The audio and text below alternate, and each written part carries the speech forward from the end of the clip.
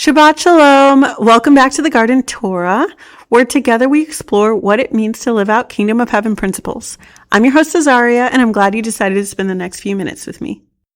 For today's Shabbat Thought, we're tackling two core questions that are at the heart of kingdom living. Number one, what is Torah? And number two, who should keep it? Before we dive in, if you enjoy tuning in for weekly Shabbat Thoughts, let me know by liking this video, commenting below, and subscribing if you haven't already. Don't forget to hit the notification bell so that you never miss a post. As usual, it's my goal to produce a song each week that reflects the previous Shabbat Thoughts theme. Here is a quick preview of last week's song called This Is My Petition. Give them a fighting chance, Abba. They need to know that you are close. Silence the demons. Silence the lying tongue. Restrain the adversary. If you like what you just heard, the link for the song is in the description box below, or you can search This Is My Petition song in the YouTube search bar. It may also appear as a suggestion at the end of this video. Let's start with our first question. What is Torah? The most basic way to answer the question is to look at the definition. The Hebrew word Torah translates into English as direction, instruction, or law. In the TeNaKh, which is the Hebrew Bible, Torah is used as a proper noun and spelled with a capitalized T.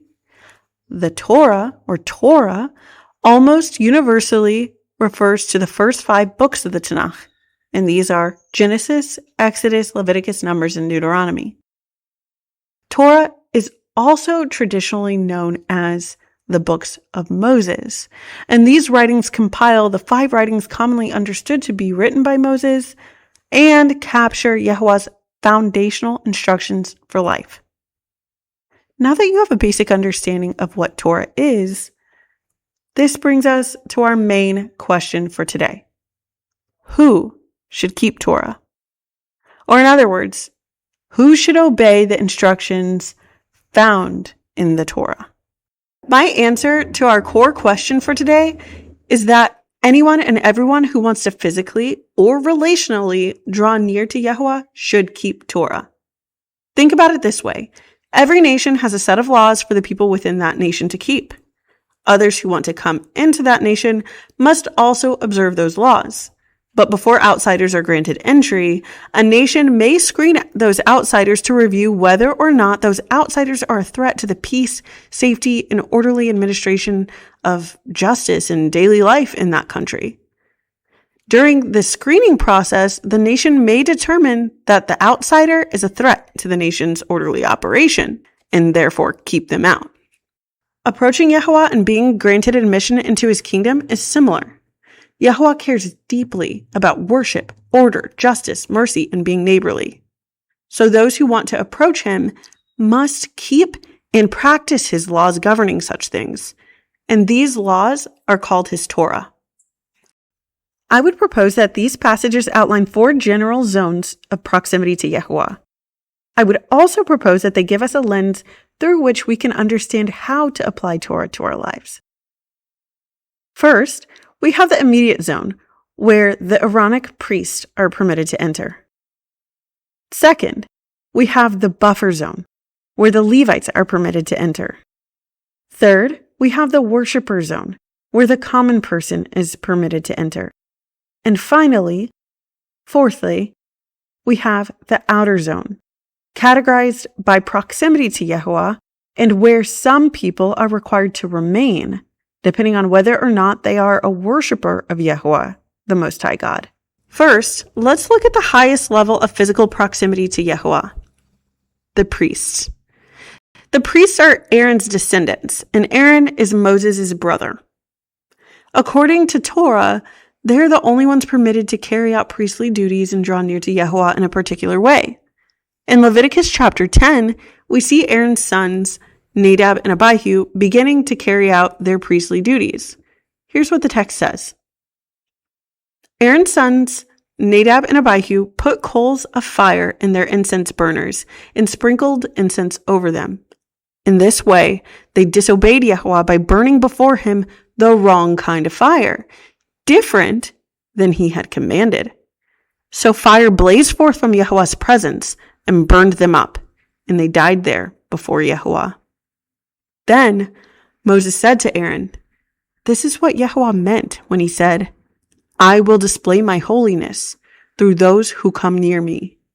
I will display my glory before all people.'" And Aaron was silent. Yahuwah's statement that he would display his holiness through those who came near him and his disapproval of Nadab and Abihu's unauthorized fire show us the highest standard of instruction that Yahuwah gives and the highest precision of obedience that he requires for priests serving in his immediate presence. Number 2, moving slightly further away from Yahuwah's presence, but not very far, we have the Levites, who surrounded the tabernacle and were given various administrative tasks around the temple once it was built. In Numbers chapter 1, we have Yahuwah giving instructions regarding the Levites, their role, and how they were to carry out their task. Put the Levites in charge of the tabernacle of the covenant, along with all its furnishings and equipment. They must carry the tabernacle and all its furnishings as you travel, and they must take care of it and camp around it. Whenever it is time for the tabernacle to move, the Levites will take it down. And when it's time to stop, they will set it up again. But any unauthorized person who goes too near the tabernacle must be put to death.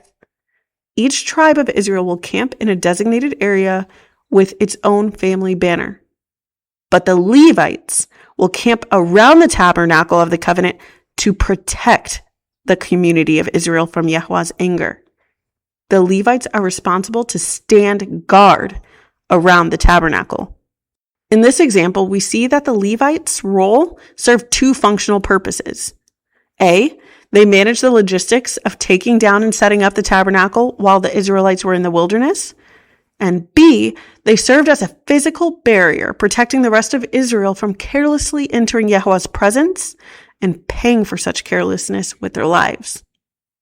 Let's move on to example number 3, moving further away from the proximity to Yahuwah, but still not very far. We see every other Israelite not assigned a particular tabernacle temple role, along with everyone else from the nations of the world who want to come and worship Yahuwah. In Numbers chapter 15, we have an example of Yahuwah speaking to those who want to draw near to worship him. "And if any foreigners visit you or live among you and want to present a special gift as a pleasing aroma to Yahuwah, they must follow these same procedures." Native-born Israelites and foreigners are equal before Yahuwah and are subject to the same decrees.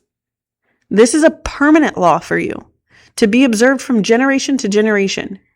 One Torah and one regulation will apply to both you and to the foreigners living among you. Through these verses, we learn that it does not matter if you are an Israelite or of a different nationality. Before Yahuwah, there's one Torah, one instruction, and it applies to all who want to present themselves before Yahuwah for worship. In regards to worship, there is no distinction between Israel and the nations. And now, moving to our furthest circle away from Yahuwah's presence, those, let's say, that are outside of the nation of biblical Israel, we see that certain behavior removes one's ability to draw near to Yahuwah. Since Yahuwah is merciful, just, and compassionate, there's typically room for repentance and forgiveness, but for now, I am only referring to the general principle here. Let's look at Leviticus chapter 18. Then Yahuwah said to Moses, "Give the following instructions to the people of Israel.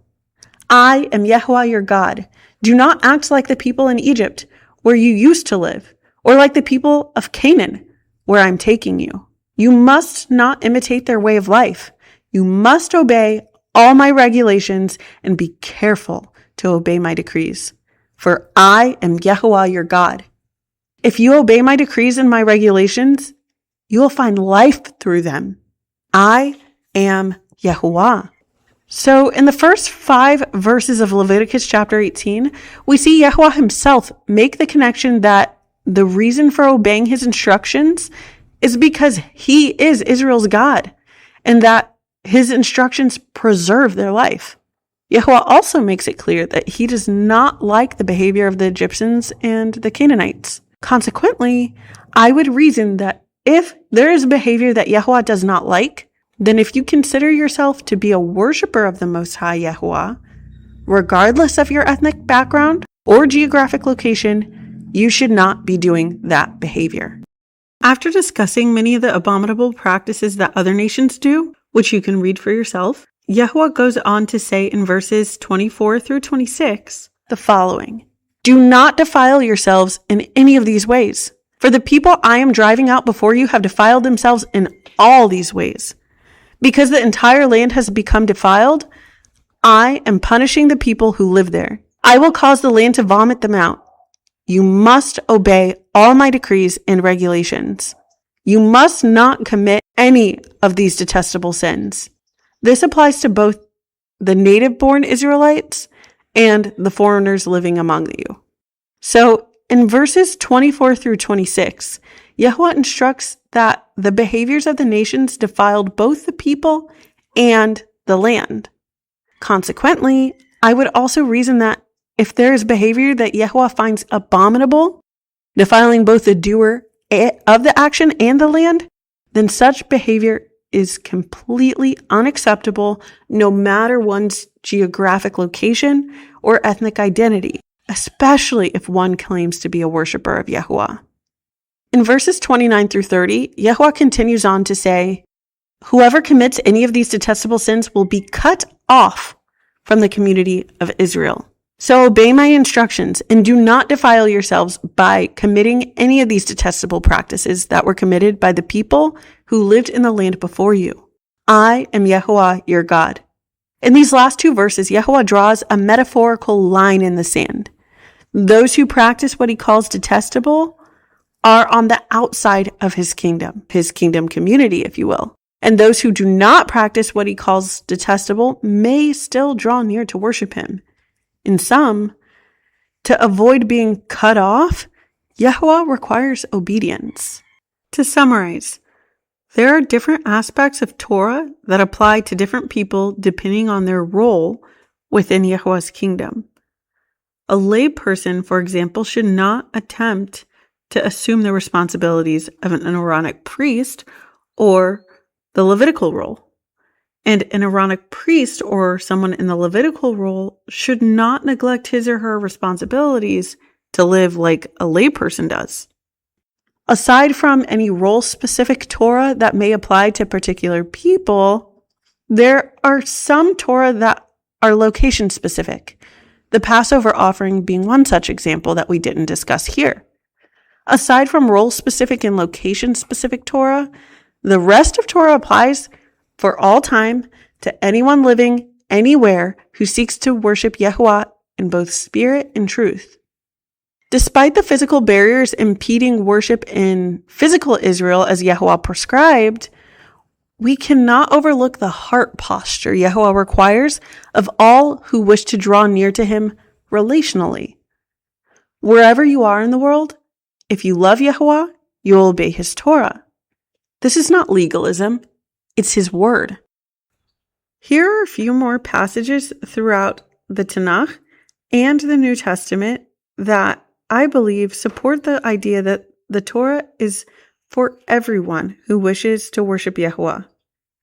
We have Isaiah chapter 56, verses 6 through 7, Deuteronomy chapter 30, verses 1 through 3, Deuteronomy chapter 30, verses 11 through 14, Jeremiah chapter 29, verse 13, Matthew chapter 7, verses 21 through 23, and Matthew chapter 5, verses 17 through 19.